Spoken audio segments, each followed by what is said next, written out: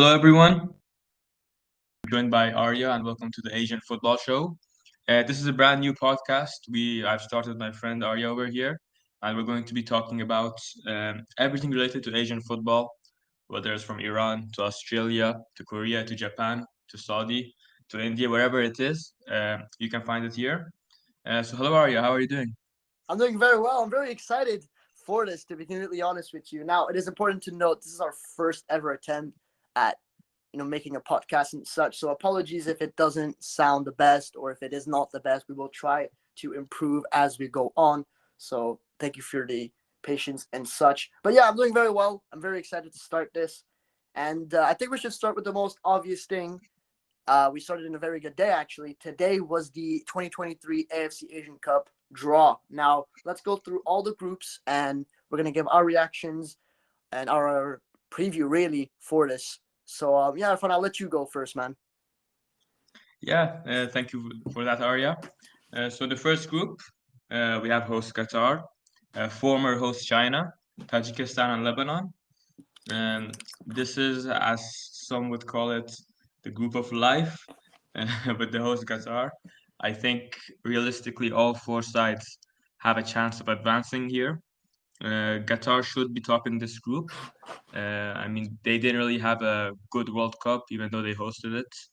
I think it will be between China and Lebanon for second place, but Tajikistan are a very good developing side. They could maybe challenge for that second spot, or maybe even get in as one of the best third place teams. What are your thoughts, Arya? Yeah, man, like you said, I mean, this group can really be anyone's group. I've seen a lot of controversy surrounding this group because a lot of people saying that this is a very easy group for Qatar, which I do agree in some way and I disagree in another because it is really up to anyone, for this group. China, Chinese football has improved a lot, the past few years or so. Tajikistan, which I don't think will do much here. Same goes for Lebanon, although, they can surprise some of the big teams. They do have that fight in them. And it's one of those groups, man. It's hard to predict really who's going to be first, second, third, and fourth because they can really go to anyone. But I believe that the favorites here will be probably be Qatar here. Yeah. Yeah, and I agree on your first point there. I mean, Qatar obviously they're in pot one, so they're obviously going to have an easy group. Same with all the other pot one teams. So I think that's a bit of a weird discussion that was going on. In Group B, moving on, we have Australia, India, Syria, and Uzbekistan. Arya, would you like to start on this one? Yeah, I think it's an interesting group because we've got two underdog teams such as Syria and Uzbekistan. Uzbekistan, we know they are capable of producing result against some of the bigger sides. Syria, I mean they have done so in the past, and Australia and Syria, have met in the past. So there is definitely a possibility for these two teams to do well in that group. For India, I fully think that they don't have what it takes to do well in this group. But if they manage to pass and go to the next round, I think that by itself is already a huge thing and it's going to be a success, really. There's nothing else to add to it. It will be a successful campaign if they do manage to advance to the next round. And Australia, I think they're just the favorites, right, to win this group. One of the favorites to win the whole thing as well. So I'm expecting Australia to do very well in this group. Yeah, I agree with you. I mean, Australia with Graham Arnold, they had a good World Cup run, only losing to the defending champions, or the champions now actually, Argentina, narrowly 2-1. They should easily top this group. Maybe Uzbekistan, who with Eldor Shomurodov as their captain, who's playing in the Serie A right now. He's been there for a bit now. Maybe him and his team can challenge Australia. Syria also, like you said, they have played Australia before several times. They'll be looking for maybe revenge after they lost their game against Australia in the 2019 edition. India, I think, without any offense, the odd one out in this group. I don't think they have a really good chance of making it out of this group. I think it's between Uzbekistan and Syria for the second spot, and the other one will get the third spot. Um, but they start their campaign off against Australia, so it's it's probably going to be a heavy loss for them on the first day already. If they can maybe get a point in that game, which I doubt, then maybe we could see them challenge for the third spot. But yeah, like I said, I doubt. Yeah, so we're moving on to Group C now, right? Which is Iran's group, the UAE, Hong Kong, and Palestine. A pretty straightforward group here. Again, expecting Iran to go all out and get all 9 points here. But again, there's this huge dilemma in Iranian football at the moment. It's not going too well for us. And I have to be honest with you, Hoseiny does worry me a lot. But he doesn't worry me enough to believe that we will struggle against the UAE or Hong Kong or Palestine. I think we will do well. It's really the later stages that is more to worry of. But yeah, man, as long as Hoseiny does what he has to do, we really shouldn't be struggling against these teams. We have struggled against the UAE in the past, but that was under Dragan Skocic, which is a different era. But if the players turn up, if Hoseiny turns up, I don't really have anything else to add for Iran. As for UAE, they will probably be second place. I know I said we're not really going to be predicting anything here, but it's to give like a very early prediction, I guess. Yeah, I would put UAE second. As for third and fourth, Hong Kong, I do think they're a better team than Palestine. But, if Palestine goes ahead and wins against Hong Kong, again, I would not be surprised at all. So I think the third place is up for grabs between the two teams. We're just going to have to wait and see. What do you think, Erfan? Yeah, on your first point, I think Iran and the UAE are clear favorites for this group.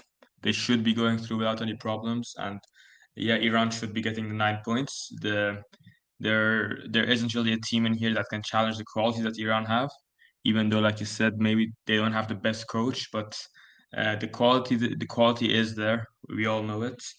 Um, Hong Kong and Palestine, you said that Hong Kong is maybe a better side than Palestine. I actually have to disagree there. I think that Palestine are a better side than Hong Kong. They have the experience.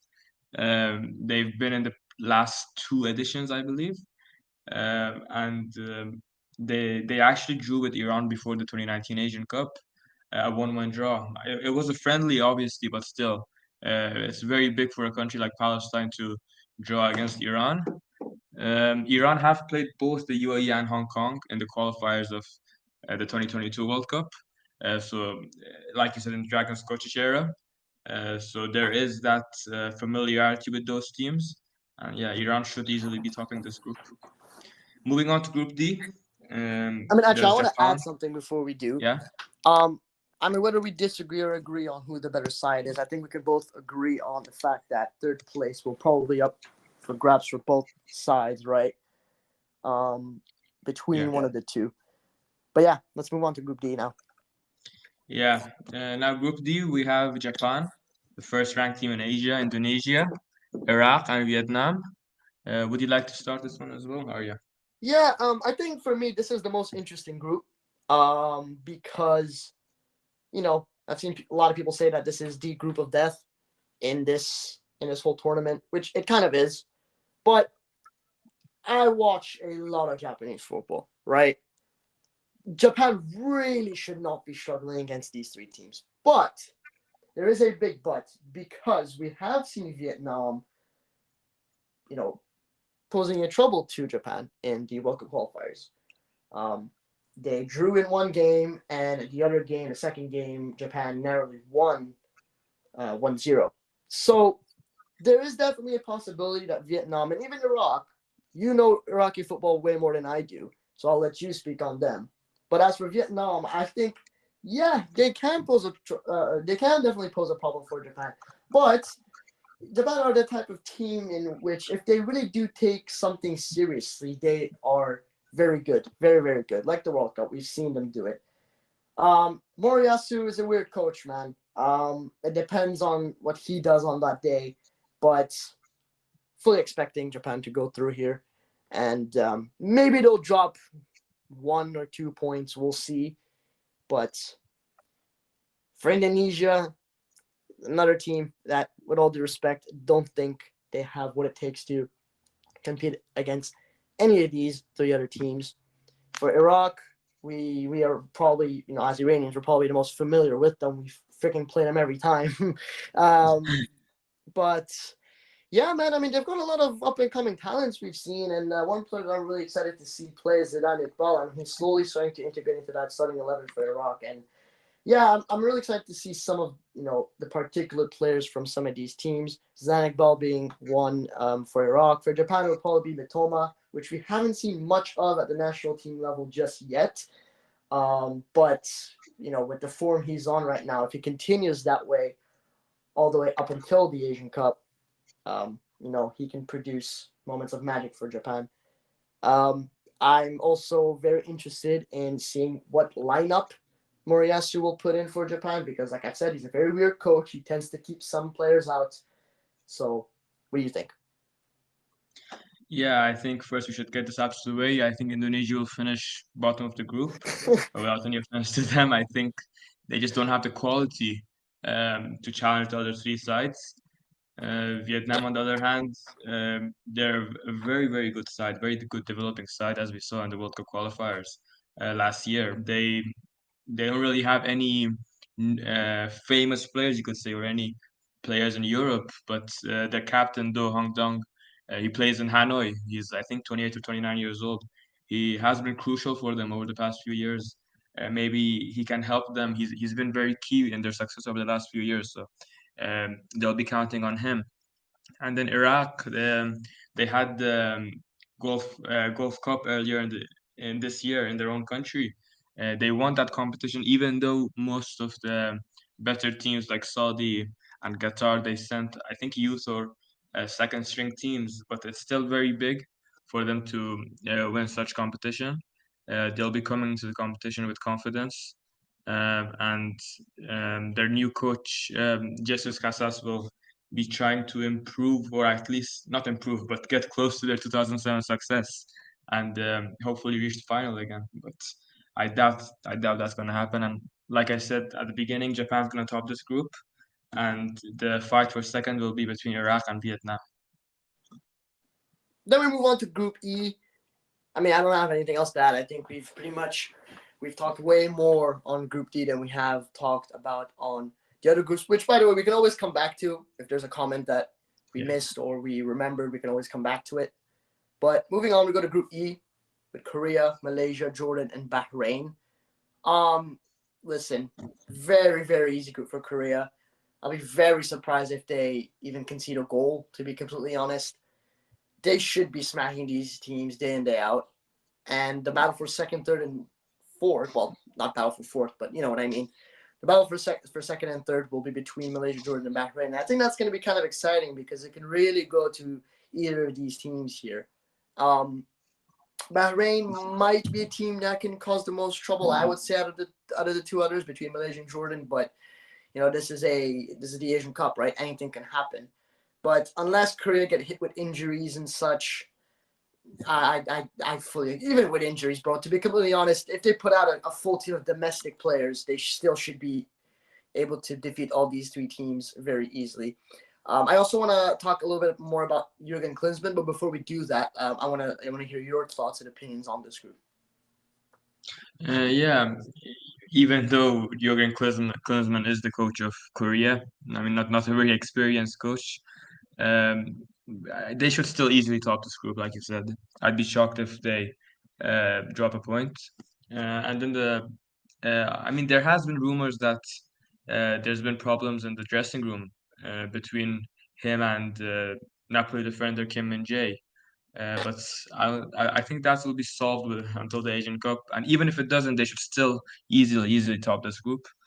Um, the For second place, I think it's going to be between Jordan and Bahrain. Maybe Jordan is a bit more favored. They did well last Asian Cup. They beat Australia, who were the defending champions at the time, and they topped that group, which was very good for them. And I think Bahrain will maybe stand a chance as one of the best third place teams. And Malaysia, I don't think there's any hope for them, sadly. So yeah, that's my thoughts.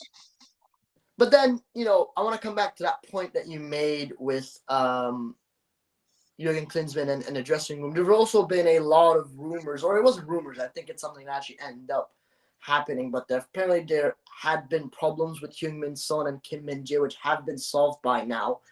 But it just shows that, hey, man, listen, there's some stuff going on behind the scenes that a lot of people may not know. Maybe currently there's a few players that are I mean, I don't want to use the word beef because not really a professional word to use, but, they have a little feud going on. This is the sort of thing that can destabilize the whole team, man. We've seen it happen with Iran a few months ago prior to the World Cup.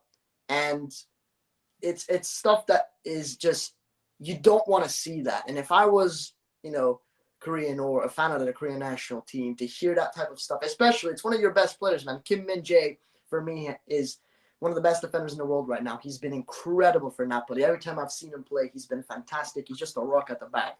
You don't want to see that type of player, be in a position where it can put the whole team at risk.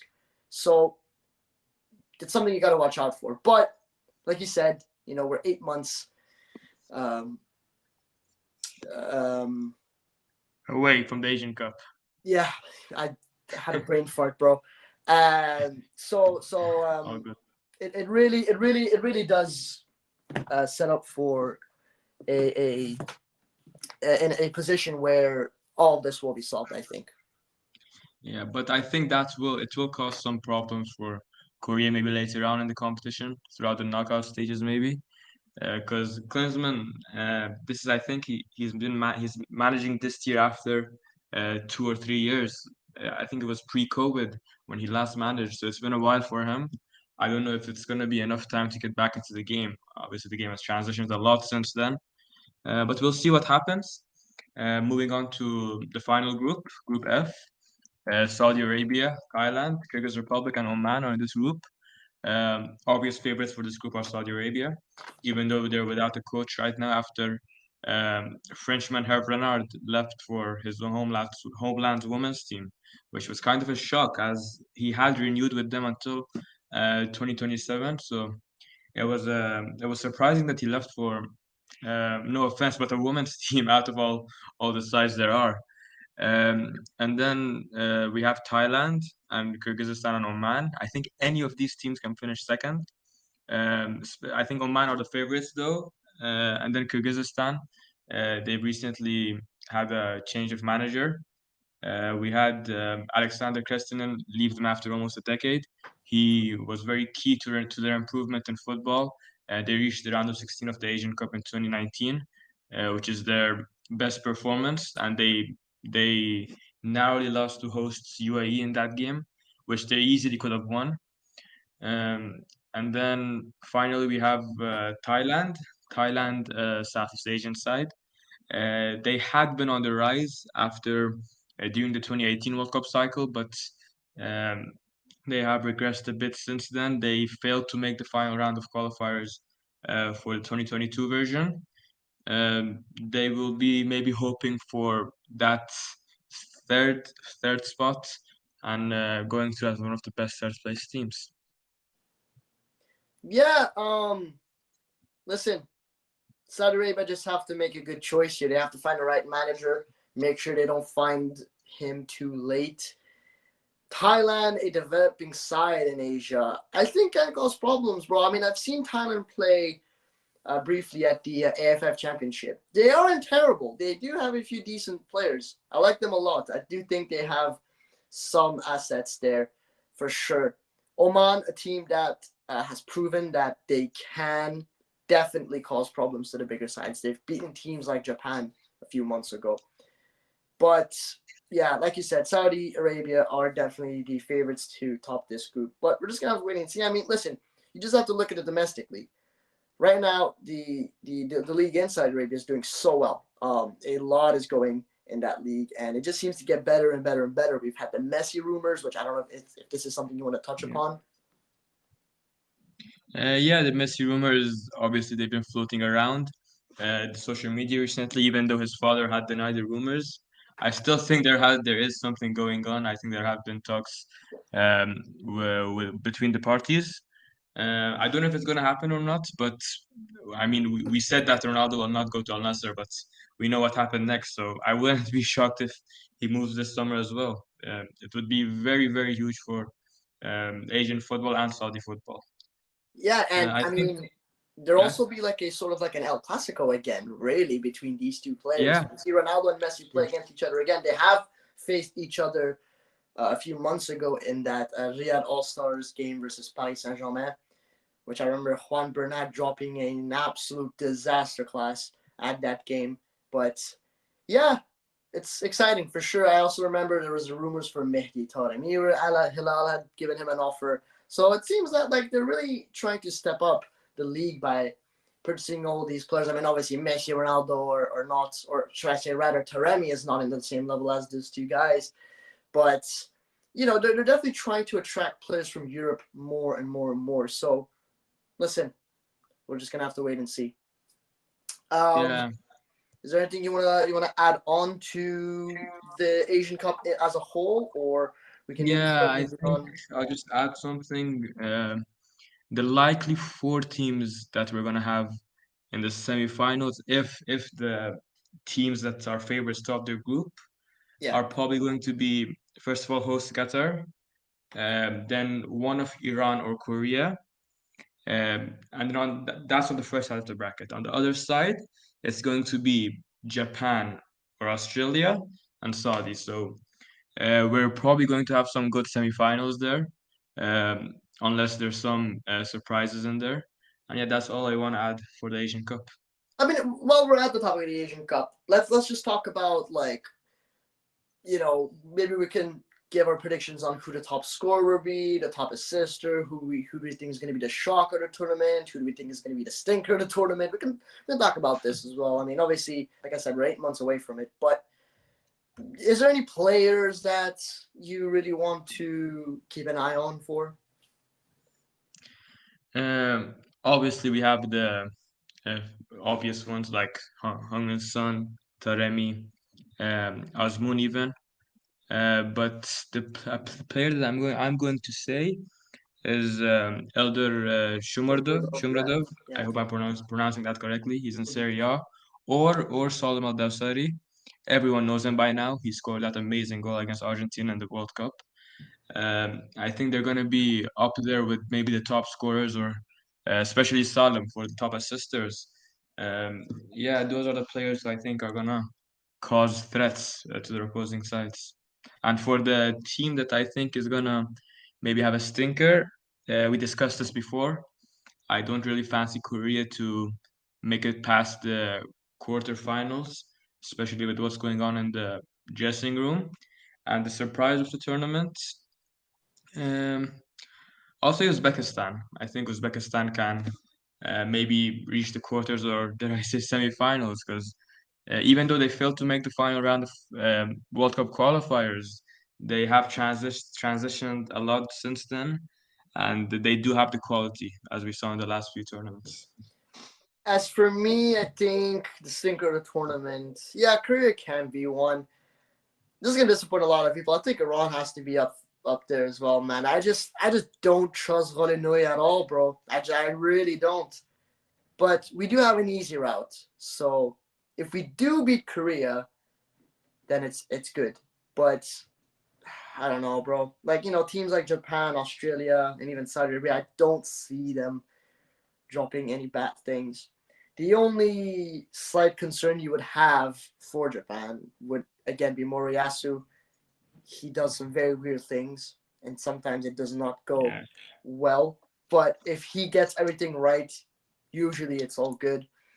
Yeah, I'll agree with you. I'll put Korea up there, and I'll definitely put Iran up there too. I don't want to listen. 2019, the Asian Cup in 2019 has haunted me so much, has traumatized me so much.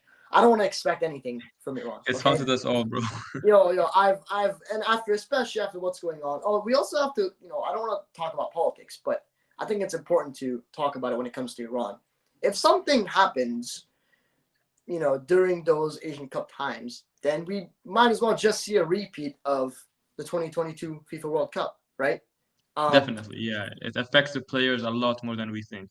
I mean, we've seen how bad we were at the World Cup. I mean, we entered that tournament as the best Asian team easily, and we got out of that as the second worst, really. And it's sad, but at the same time, it's life, right? Shit happens all the time. But we're in a situation where if we don't have those distractions outside, we can have a good tournament. But if it's going to be a situation where politics is going to play in place, which I have a feeling it might, then we might just again have another repeat of the World Cup we had in 2022. So that's it for the Asian Cup. Really, I don't think there's anything else I want to add. No, that's it. But I kind of want to shift our focus on to the 2023 Southeast Asian Games, the men's tournament. Now, it is a tournament that I haven't watched that much. I think I've watched like one game and such, but I have been following it all over Twitter. I do have a lot of accounts that are constantly talking about it in depth. So I'm going to try my best, and Erfan as well. We're going to try our best to kind of talk about this. There are some players that I do know of and some that I have never heard before today.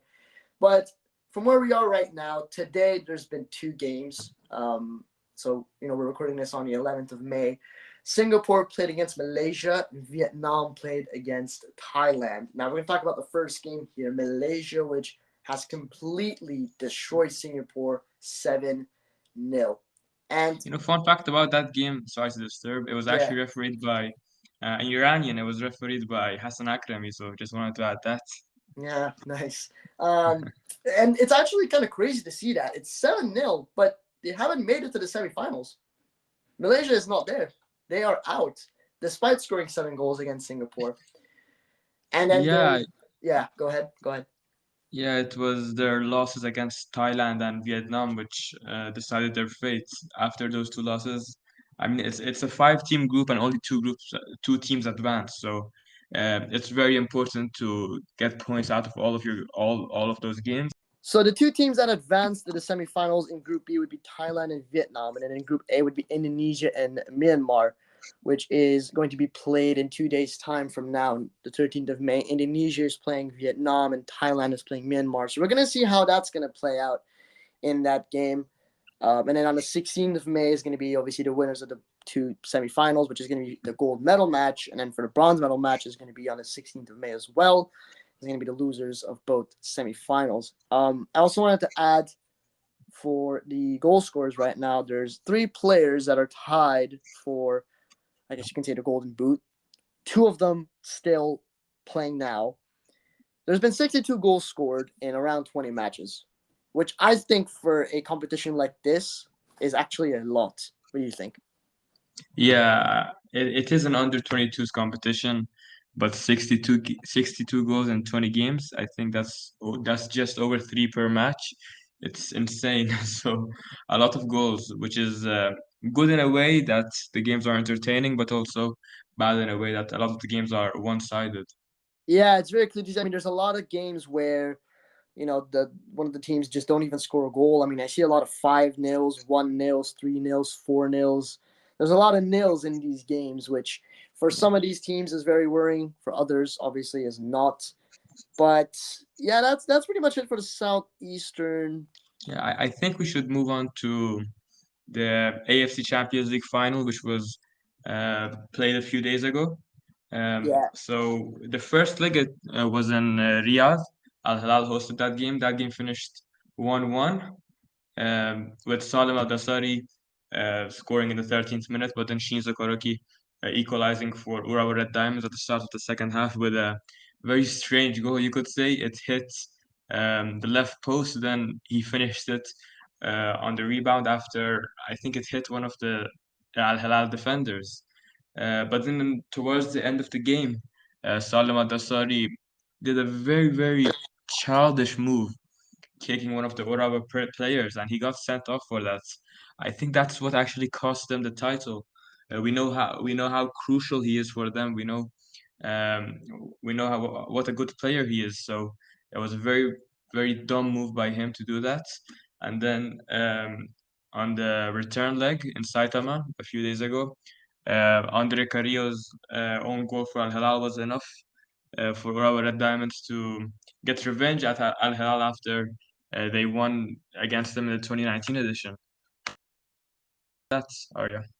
Yeah, it was a very weird final. Like you said, that Salim Al Nassari red card is something that cost Al Hilal the whole tie.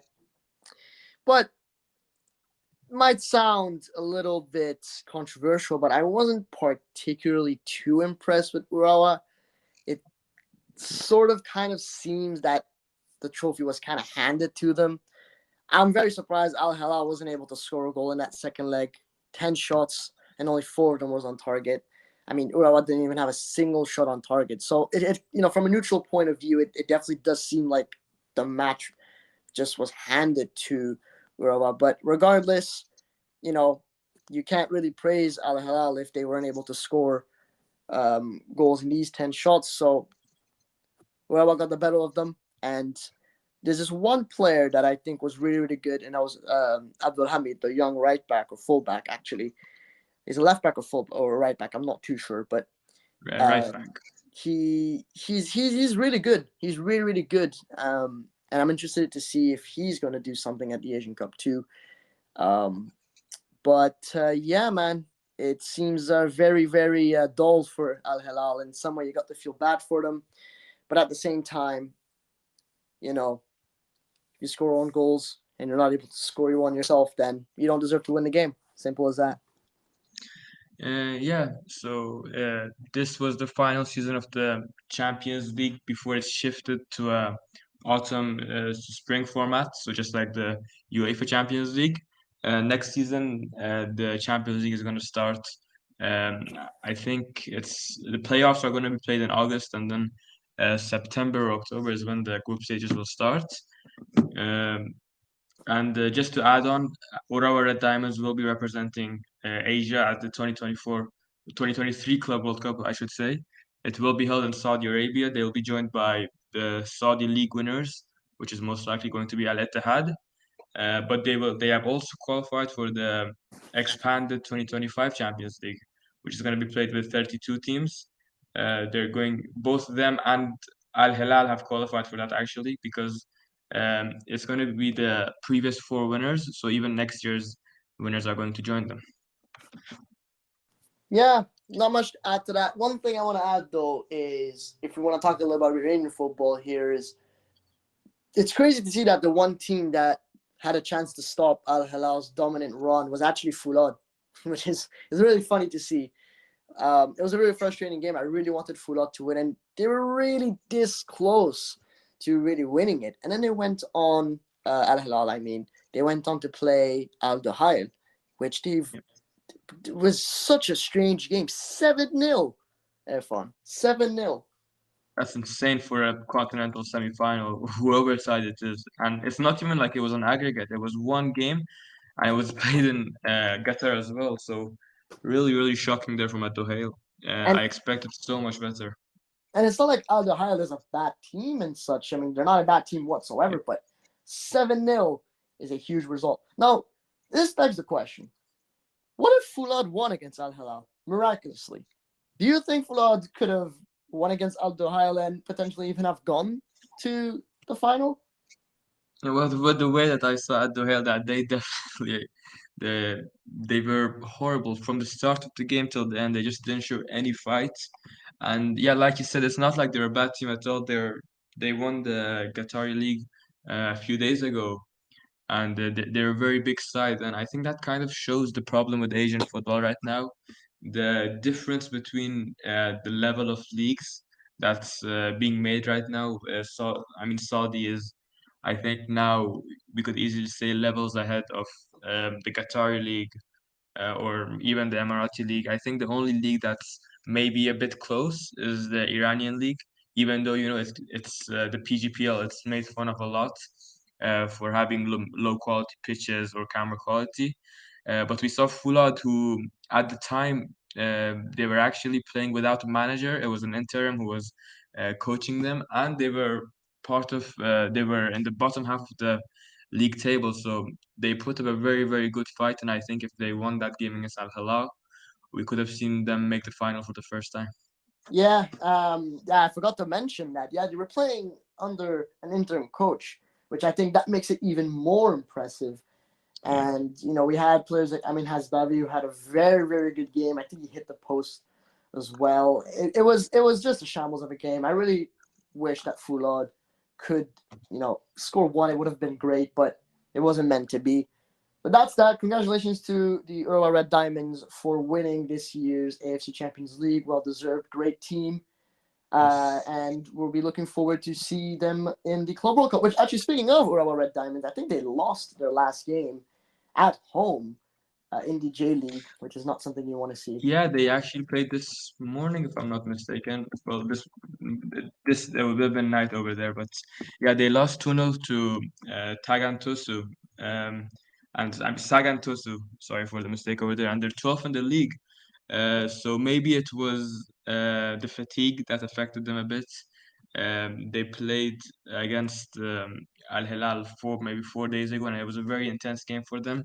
They defended with their hearts, and they do have 2 games in hand. And if they win both of their games, they're gonna go up to third or fourth. So they still have a chance to challenge for the league title. It's not like they're out of the question yet.